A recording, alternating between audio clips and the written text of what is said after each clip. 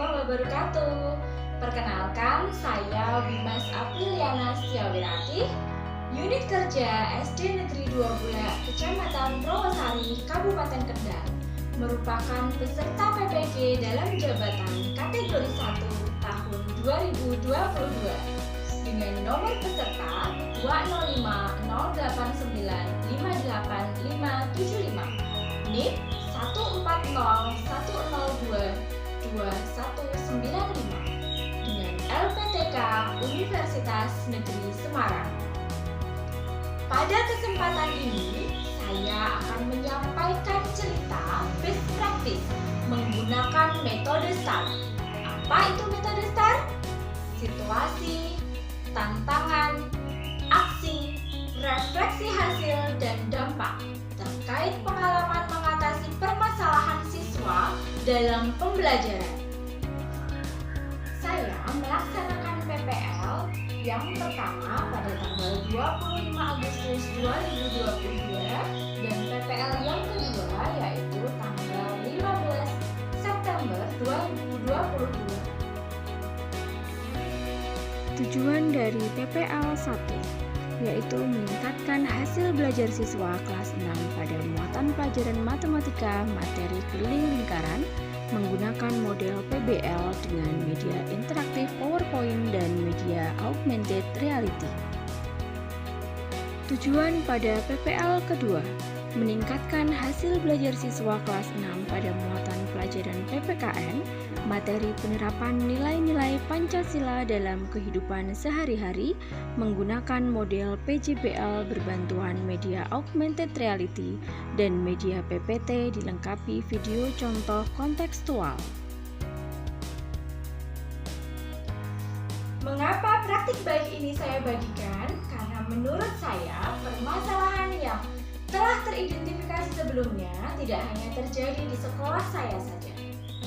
Saya merasa banyak guru yang mengalami masalah, di antaranya sama dengan masalah yang saya temukan. Berikut pembahasannya. Situasi. Pada PPL 1, berdasarkan pengalaman saya mengajar di kelas 6, ada beberapa kondisi yang melatar belakangi permasalahan yang telah teridentifikasi sebelumnya.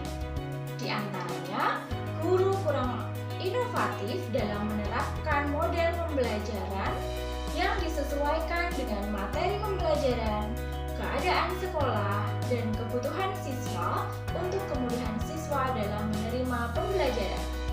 Pada PPL 2, penggunaan media pembelajaran berbasis ICT sangat bermanfaat untuk membantu memudahkan siswa dalam menerima pembelajaran. Namun, ada beberapa kendala yang melatar belakanginya. Di antaranya, yang pertama, jumlah sarpras yang terbatas, seperti LCD, laptop, ataupun proyektor, dan lain sebagainya, di mana sekolah tersebut memiliki jumlah yang terbatas. Kemudian, adanya kemauan dan kemampuan guru untuk menggunakan media tersebut.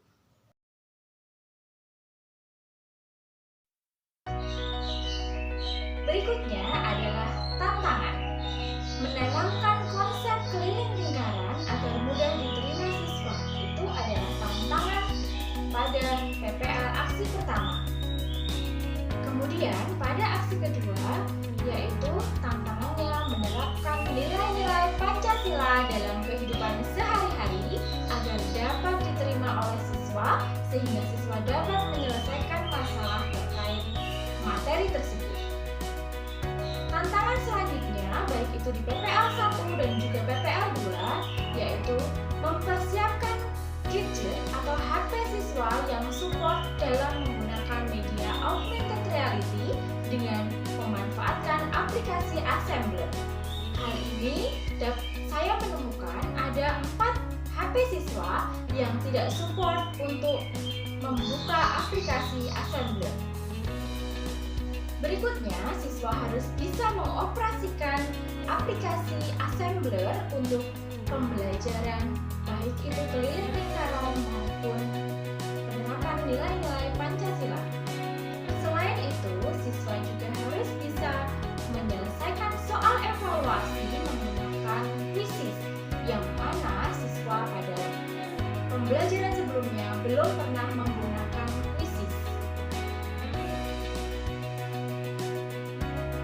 Selanjutnya, aksi.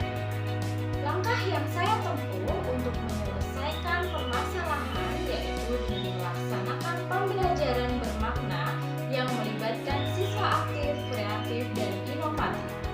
Strateginya dengan menggunakan model PBL untuk aksi 1 dan menggunakan model PJBL untuk aksi yang kedua.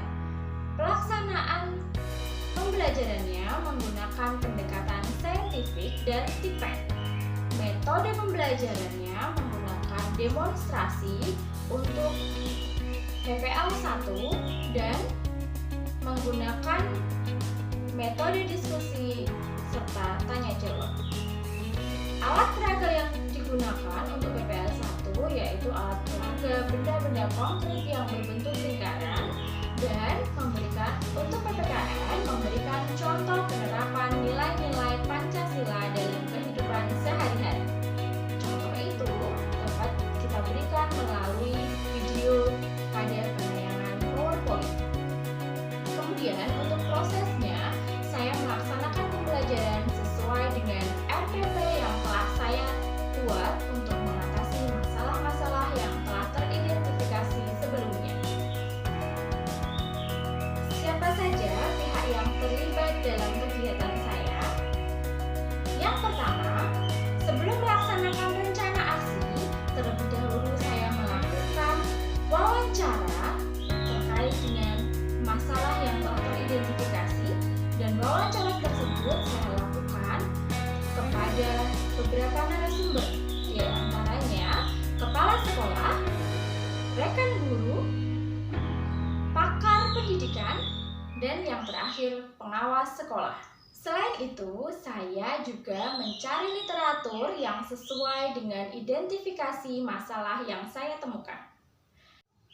Kemudian yang kedua, ketika pelaksanaan baik itu rencana aksi 1 maupun rencana aksi 2, saya meminta bantuan kepada rekan kerja saya untuk melakukan perekaman video. Tak lupa saya meminta tanggapan kepada beliau terkait dengan aksi yang saya lakukan untuk saya jadikan perbaikan. Sumber daya atau materi yang diperlukan untuk pelaksanaan strategi diantaranya yang pertama adalah kesiapan guru, yang kedua perangkat pembelajaran. Perangkat pembelajaran ini diantaranya ada RPP, ada bahan ajar, kemudian ada juga media pembelajaran baik itu PowerPoint, kemudian ada juga video kontekstual, kemudian ada juga HP yang akan digunakan untuk membuka aplikasi assembler dan juga Quizzes, ada juga LKPD, laptop, dan juga proyektor. Berikutnya adalah refleksi hasil dan dampak. Dampak. Dengan metode PBL dan PJBL pada aksi 1 dan aksi 2, siswa terlihat aktif, bernalar kritis, kreatif, dan mampu mengkomunikasikan hasil belajarnya dengan percaya diri. Pembelajaran juga terlihat lebih bermakna dan menyenangkan. Media pembelajaran berbasis ICT dapat merangsang pikiran, perasaan, minat, serta perhatian siswa sehingga proses pembelajaran dapat berjalan dengan baik. Hasil evaluasi menunjukkan adanya peningkatan hasil belajar sehingga tujuan pembelajaran dapat tercapai. Aksi 1 terbukti efektif dengan ditunjukkan hasil belajar siswa yang telah diperoleh, yaitu 21 dari 25 siswa mendapatkan nilai di atas KKM. Hal ini berarti bahwa hasil belajar siswa telah meningkat. Aksi 2 juga terbukti efektif.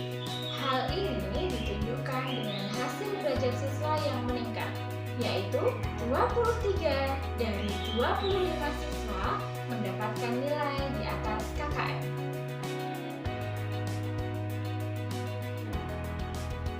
Responnya, setelah melaksanakan PPL 1 dan 2, tanggapan dari kepala sekolah dan juga rekan kerja sangat positif. Kepala sekolah mengharapkan agar Bapak Ibu guru dapat mengubah cara belajarnya dengan menggunakan media pembelajaran berbasis ICT secara berkala atau secara bergantian karena jumlahnya yang terbatas. Harapan kepala sekolah, Bapak Ibu guru juga mau menggunakan berbagai model-model pembelajaran inovatif dalam pelaksanaan pembelajaran di kelas. Menurut rekan kerja, kegiatan PPL 1 dan 2 sangat menginspirasi. Mereka juga tergugah dan siap untuk melakukan perubahan dalam pembelajaran.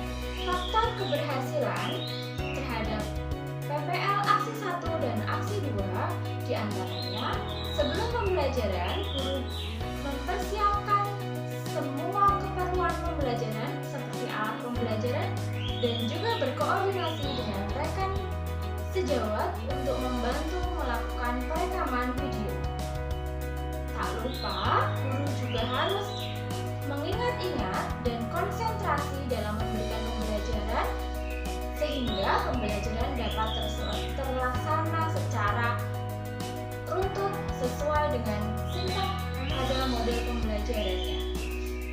Faktor keberhasilan terhadap PPL aksi 1 dan aksi 2 diantaranya sebelum pembelajaran, guru mempersiapkan semua keperluan pembelajaran seperti alat pembelajaran dan juga berkoordinasi dengan rekan sejawat untuk membantu melakukan perekaman video. Tak lupa, guru juga harus mengingat-ingat dan konsentrasi dalam memberikan pembelajaran sehingga pembelajaran dapat terlaksana secara runtut sesuai dengan sintak pada model pembelajarannya. Pembelajaran yang dapat diambil setelah melakukan kegiatan PPL ini, saya merasa saya mampu untuk memberikan pembelajaran menggunakan model-model pembelajaran inovatif dengan memanfaatkan teknologi sebagai media pembelajaran. Syaratnya, saya harus mau dan punya tekad yang bulat untuk memberikan pembelajaran yang inovatif dengan berbagai media pembelajaran yang sudah ada. Saya harus mau belajar dan saya harus mau menggunakan teknologi sebagai sarana pembelajaran. Berikut ini adalah artefak. Di antaranya ada hasil pretest siswa, kemudian ada hasil refleksi pembelajaran. Yang ini adalah penilaian sikap, penilaian pengetahuan, dan penilaian keterampilan. Dan ini adalah beberapa hasil karya siswa.